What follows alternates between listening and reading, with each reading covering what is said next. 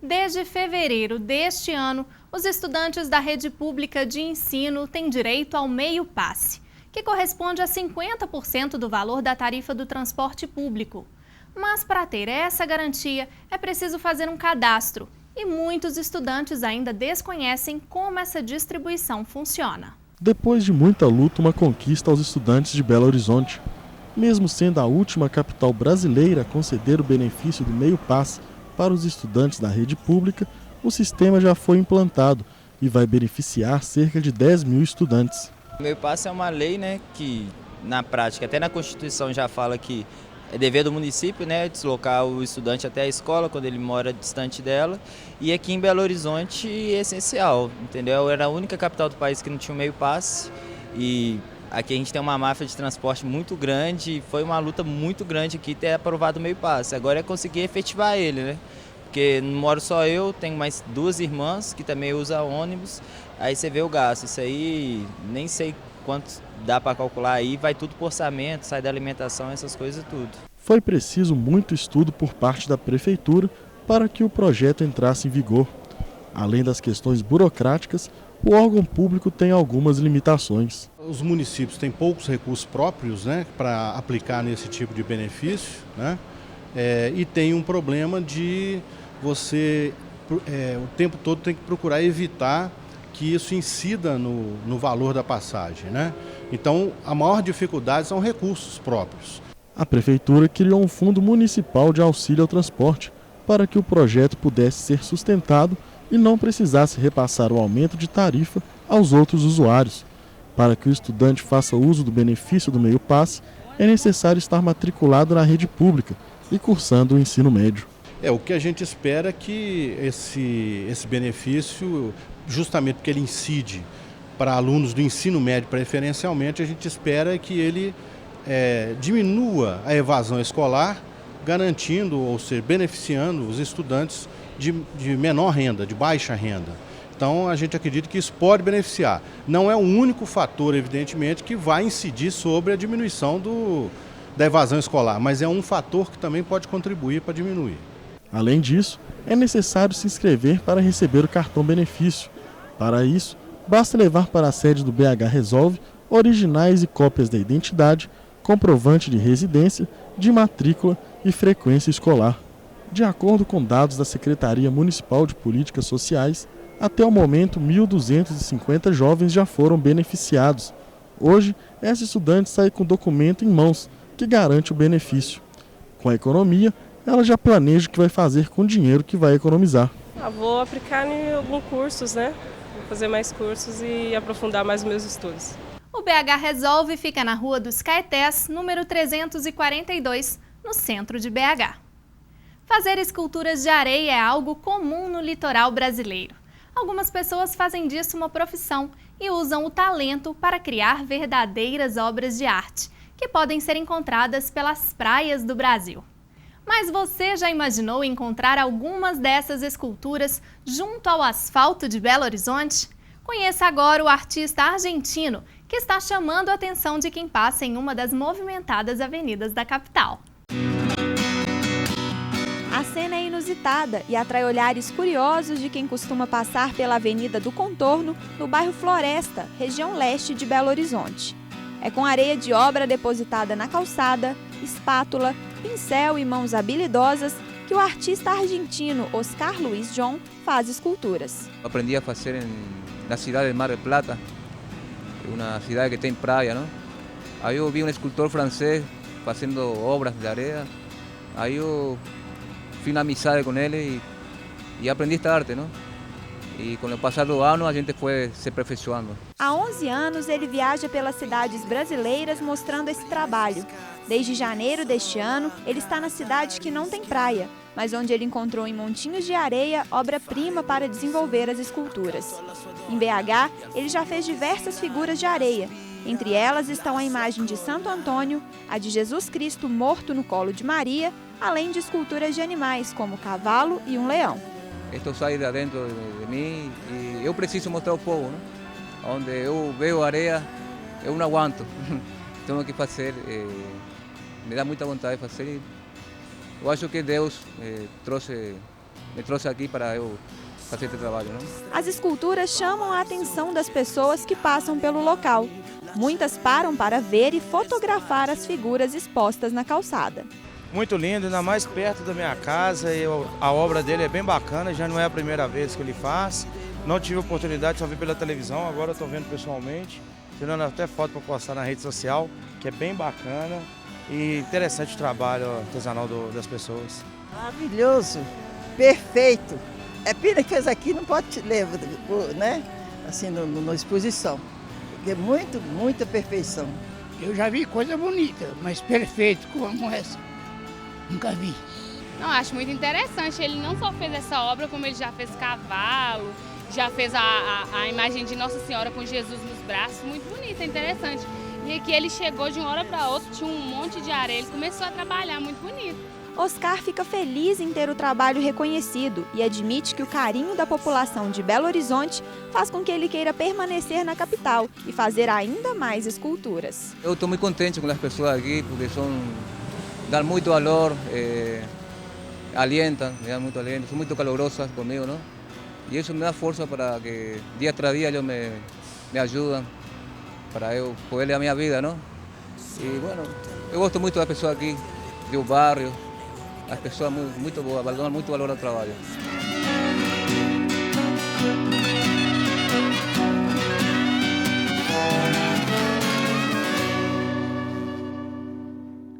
O estádio Raimundo Sampaio, conhecido como o Independência, vai ser reinaugurado no próximo dia 25 de abril.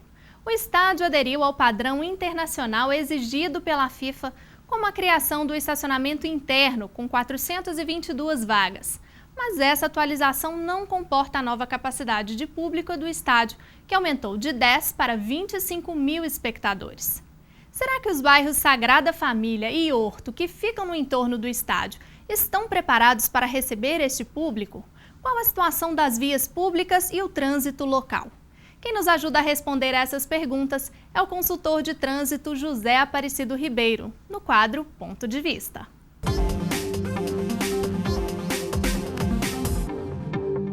Nós temos que analisar dois cenários. O primeiro é que o Independência, ele nunca vai sair dali. Eu acho que não. Eu acho que todo mundo que está nos assistindo também acredita nisso. Que o Independência é permanente. Quem mora ali também, a tendência também não é sair dali. Então, nós temos esses dois agentes aí tendo que conviver. E é um local que vai gerar um movimento tremendo, né? Sobretudo agora reformado, ele vai ficar um espaço multiuso. Então, o que nós esperamos das autoridades, eu acho que todo mundo espera das autoridades de trânsito, as autoridades que estão envolvidas na questão da mobilidade urbana e da segurança, é que elas tenham planos para enfrentar aquela nova realidade ali no Independência, que era um estádio pouco utilizado e que vai passar a ser mais utilizado daqui para frente, né? Então, planos permanentes, planos que tenham capacidade de minimizar os impactos, uma vez que zerar os impactos é quase impossível, sobretudo porque nós não temos um modelo de transporte coletivo que atenda a toda a população de Belo Horizonte. E a gente até pode arriscar a recomendar que as pessoas prefiram outros meios de transportes, senão o carro, porque realmente não tem lugar para colocar essa quantidade de carro no entorno do Independência. Então as pessoas vão ter que ir de táxi ou de algum outro meio de transporte, né, que as autoridades, a BH Trans, vai ter que disponibilizar para que as pessoas cheguem ao estádio. Quem nunca ouviu falar do grande ícone do cinema brasileiro, Mazzaropi? O paulistano, que era produtor, diretor e ator, teve a ideia de fazer o papel que o consagraria como um dos grandes nomes do cinema nacional, o eterno Jeca Tatu. Da pequena casinha,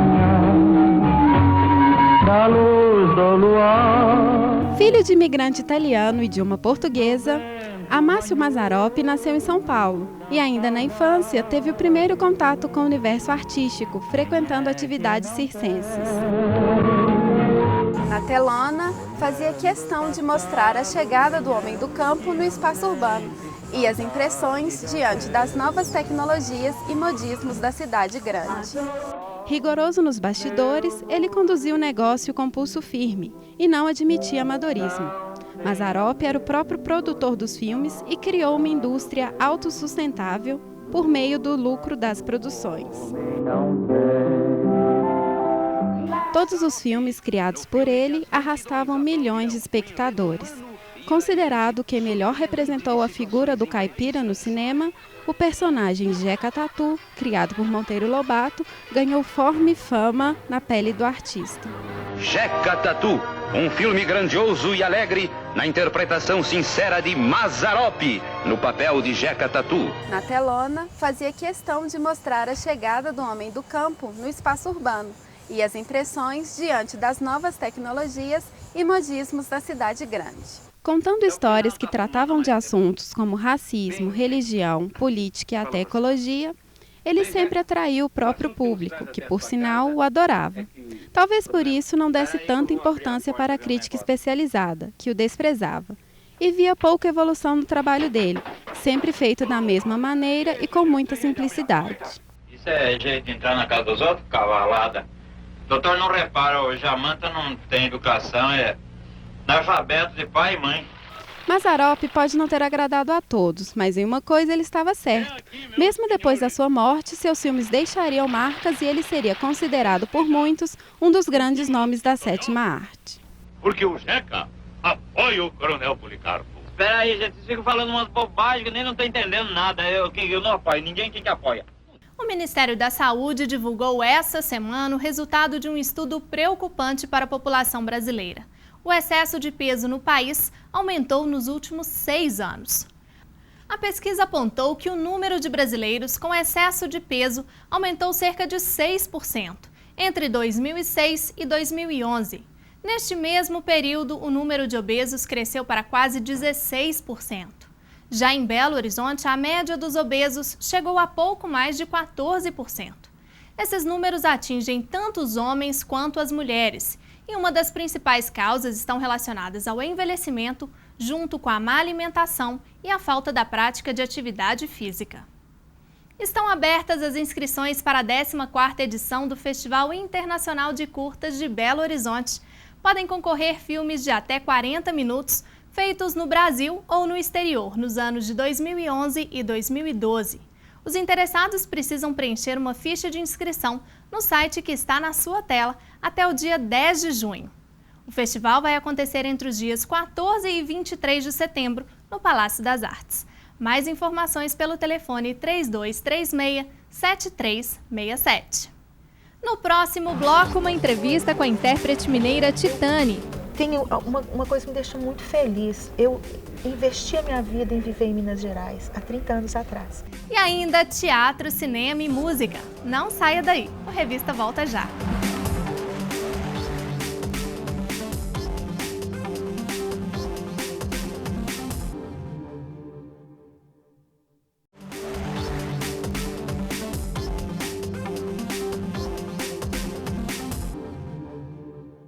Anos de carreira, muitas parcerias e histórias para contar. Confira agora uma entrevista exclusiva com a intérprete mineira Titane. E é com ela que eu converso hoje aqui para o programa Revista. Tudo bem, Titane? Ei, tudo jóia?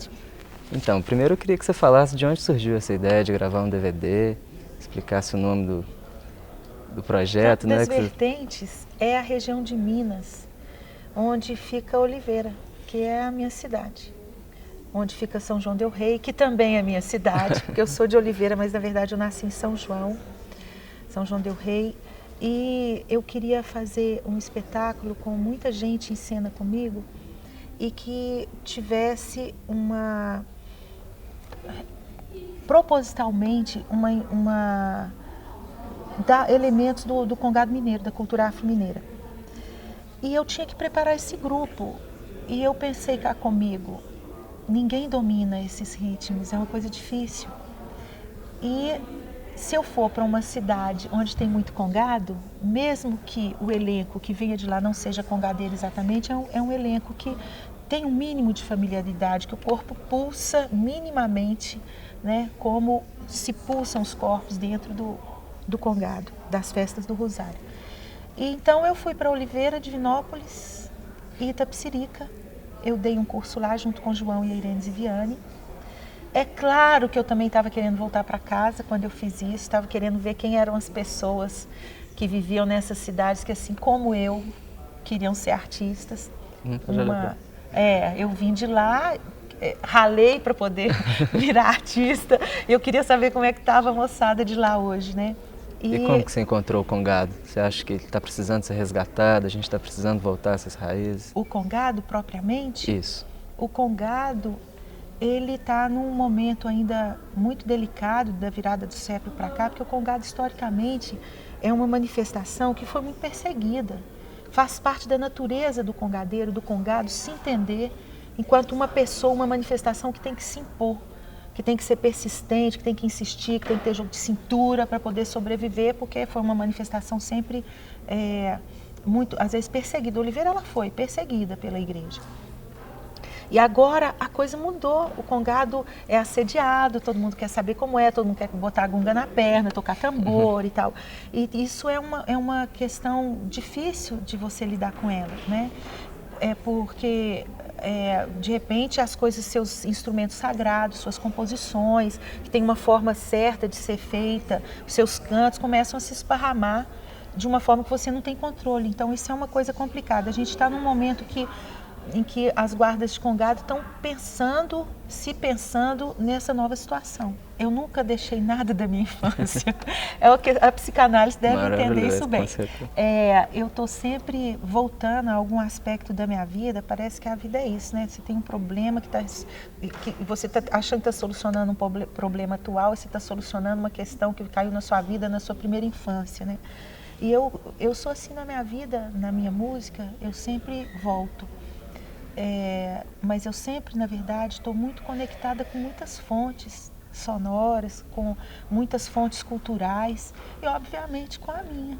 E a importância das parcerias para projetos, assim, você sempre trabalhou com muitos. É um grande autor, muito importante para a música que a gente faz hoje no país, porque ele tem essa carga afro-mineira. A cultura afro-mineira é muito complexa, muito densa, tanto quanto a cultura que gerou o samba, tanto quanto a cultura que gerou o maracatu. Então, e o Sérgio é uma projeção desse universo. O outro é o Makele K, que é uma referência muito importante para mim como intérprete agora, de uns anos para cá. O Makele é o grande cronista do caos do mundo e da podridão também, porque ele não tem medo de falar dela, ele é muito provocador e, enfim, ele está sempre no meu repertório também. Como colaboradores também, eu tenho o João das Neves. O João é uma presença fundamental, porque ele nos dá muita segurança para fazer as loucuras que a gente quer, como diretor experiente que ele é, e ele também assina a iluminação do espetáculo. Tem a Irene Ziviani, que é a minha preparadora corporal há anos. Eu tenho uma técnica vocal muito particular que foi se formando no contato com o Eládio, da Fundação de Educação Artística, com o Klaus Viana, que era um bailarino, e teve continuidade com a Irene. É uma técnica vocal que não trabalha só aparelho fonador, ela tem... Na verdade, o início dela está na consciência corporal toda, enfim, um monte de coisa que eu adoro. Esse coro, uma boa parte desses meninos que eu encontrei não tinha ainda vislumbrado a arte como uma profissão. Na verdade, a maioria das pessoas tem um grande receio, uma bobagem, mas, enfim, fica aqui lá, será que vou, será que não vou? E todo mundo falando que não, porque é instável, você não vai se realizar. Mas quando o artista quer, ele manda ver e não quer saber de nada. E o que a gente fez? Esses cursos também serviram como um momento, um grande espaço, mais do que para ensinar a arte, que eu acho que na verdade você não ensina, mas não ensina mesmo, assim, não ensina. mas é um espaço onde a gente pudesse colocar, convivendo, artistas experientes com artistas em formação. Porque aí sim a coisa rola. Como é que você está hoje em relação ao começo? Ao começo, estou em paz. Pelo menos com a minha escolha. Mas não, a gente nunca fica em paz, a gente é inquieto demais. É o papel do artista, né? Tá inquieto. Você está sempre assim, com alguma coisa te incomodando, alguma coisa te provocando, alguma experiência de vida forte, algum acontecimento no mundo que te incomoda demais e vai te instigando. Enquanto aquilo ali não sai pela boca, né, não sai em cena, em forma de música, em forma de gesto e tal, a gente não sossega. Eu vivo hoje essas duas coisas, mas eu tenho uma coisa que me deixa muito feliz. Eu investi a minha vida em viver em Minas Gerais, há 30 anos atrás. Eu, Gilvan de Oliveira, Weber, que é um pouquinho mais novo, porque a gente é uma primeira geração que acreditou Exatamente. Que era possível estar radicado em Minas. E não é só estar radicado, a gente acreditou que era possível construir uma carreira a partir daqui, construir a nossa linguagem musical a partir daqui. Então, dá um gostinho bom, sabe? Você vê que vencer essa polarização de Rio e você São vê Paulo. Que você não estava errado, que o futuro estava em lugares como Belo Horizonte. E eu hoje insisto que o futuro está em lugares como Itapecerica, Oliveira, Divinópolis, cidades menores, povoados, porque o tempo das grandes metrópoles acho que já ficou no século passado. Então, esse projeto, esse espetáculo tem essa crença da minha parte, da nossa parte também, de que o interior de Minas, ele não é só guardião de culturas tradicionais. Isso nós já sabemos, todos já sabem. A vida dessas manifestações continua difícil, mas sabe-se a importância delas. Mas o que eu acho que agora a gente tem que pensar é que o interior de Minas produz arte contemporânea. Que massa. As pessoas que estão lá, os jovens que estão lá, não servem só para consumir celular, não, novo. Eles servem para produzir o material para aquele celular. Eles são criadores. E por isso, para mim, foi importante voltar para lá agora. Ter esse contato direto, saber como é que essa moçada está. Elas nasceram no mesmo lugar que eu. E então, eu tenho muito essa crença. Comecei a cantar numa época que eu tinha que cantar em cima de caminhão lá no Jequitinhonha, que a estrada ainda era de terra, e não existia nenhuma infraestrutura aqui, nem teatros, não existia dinheiro, não existia produtores, não existiam diretores de estúdio. Então, assim, eu, na verdade, venho desse histórico. Para eu chegar num espetáculo grande como esse, demorou. Legal. Demorou bastante. Então, nossa entrevista, infelizmente, vai ter que ficar por aqui. Eu agradeço muito sua presença no nosso programa. Eu que agradeço. E é isso aí, galera. É isso aí, Pedro. E agora eu quero saber, quais são as atrações culturais para o final de semana? Que tal mergulhar na história do cinema mudo, assistindo em um mesmo espetáculo fragmento dos filmes que marcaram este período? Esta é a proposta do espetáculo dirigido por Ana Guzmão, que conta ainda com uma bela trilha sonora ao vivo.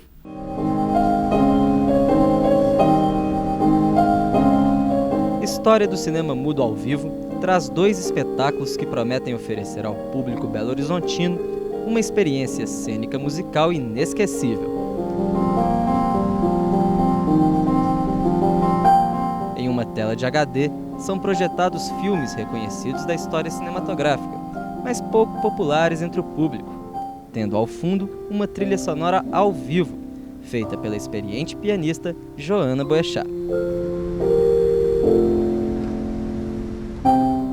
A primeira parte estreia neste final de semana, contando a história do cinema com cenas originais do filme A Saída da Fábrica.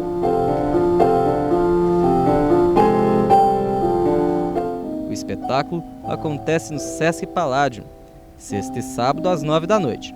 E no domingo às 7. Os ingressos custam R$10 a inteira.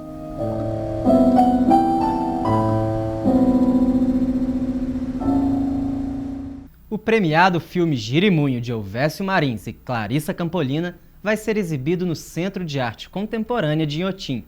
A sessão acontece no sábado às 2 horas da tarde. A exibição será uma prévia do longa que entra em cartaz nos cinemas de São Paulo, Rio de Janeiro e Belo Horizonte no próximo dia 27 de abril. No domingo, é a vez de Steve Haight, apresentar o seu novo concerto no museu.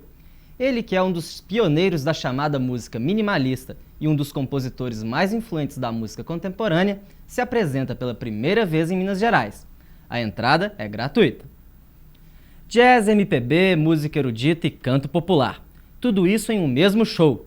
A cantora Rita Medeiros rompe as fronteiras dos estilos e apresenta um novo espetáculo para os belo-horizontinos.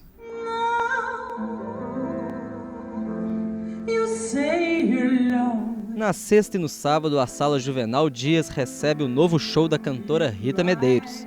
Round Midnight tem direção cênica de Letícia Castilho e conta com artifícios cênicos para prender a atenção do público. Influenciado pela MPB e pelo jazz, o repertório eclético contempla canções de Vinícius de Moraes, Tom Jobim, Cole Porter e Chico Buarque.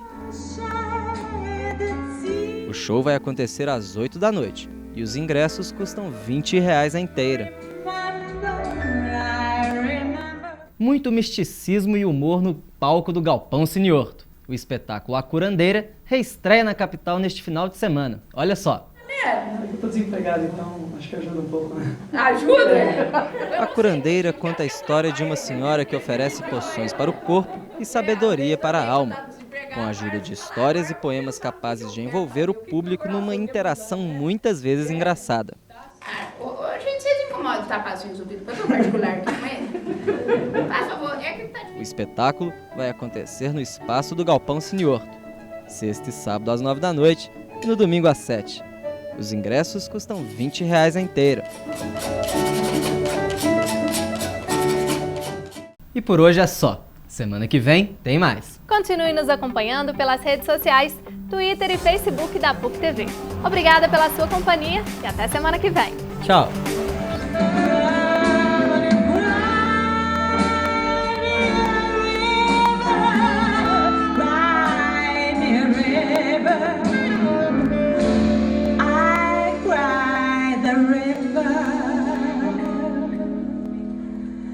Over